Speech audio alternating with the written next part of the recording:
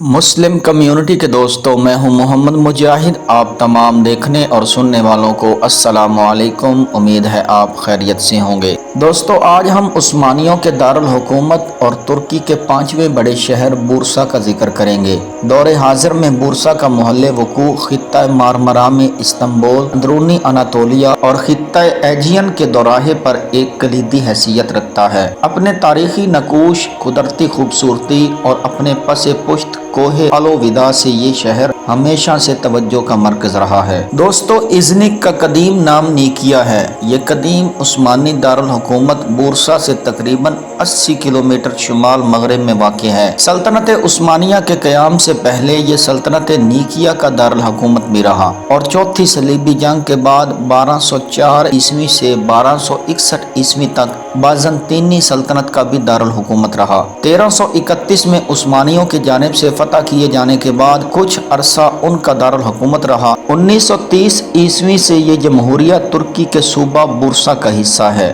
دوستو، سلطنت عثمانیہ کے قیام سے پہلے نیکیا مکمل طور پر عیسائیت کے قبضے میں رہا اور عیسائیت کا گڑھ رہا۔ عربوں نے کئی دفعہ نیکیا کے ناکام محاصرے کیے لیکن وہ کامیاب نہ ہو سکے۔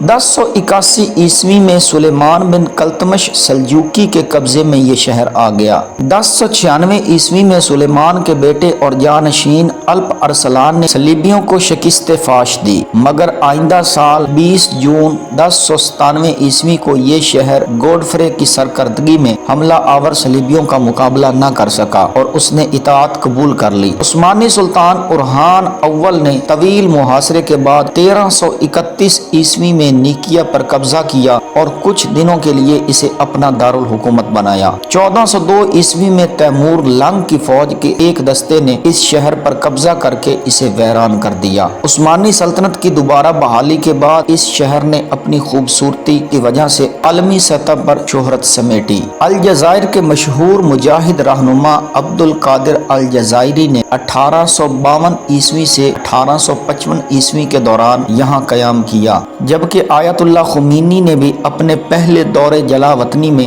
یہاں قیام کیا تھا اور یہیں سے پہلے نجف عراق اور پھر پیرس فرانس روانہ ہوئے تھے۔ اولین عثمانی طرز تعمیر کی ایک شاہکار مسجد اولو مسجد بھی یہاں واقع ہے۔ اسے سلطان با یزید یلدرم نے جنگ نیکوپلس میں فتح کی یادگار کے طور پر تعمیر کیا تھا۔ اس شہر کی آبادی 2000 کی مردم شماری کے مطابق 1,19,46,687 ہے۔ یہ ترکی کا چوتھا بڑا شہر ہے۔ اپنے باغات کے باعث یہ شہر یشل بورسا یعنی سبز بورسا کے نام سے جانا جاتا ہے۔ یہ شہر اپنی برفانی تفریح گاہوں، عثمانی سلطانوں کے مزارات اور زرخیز زمین کے باعث بھی مشہور ہے۔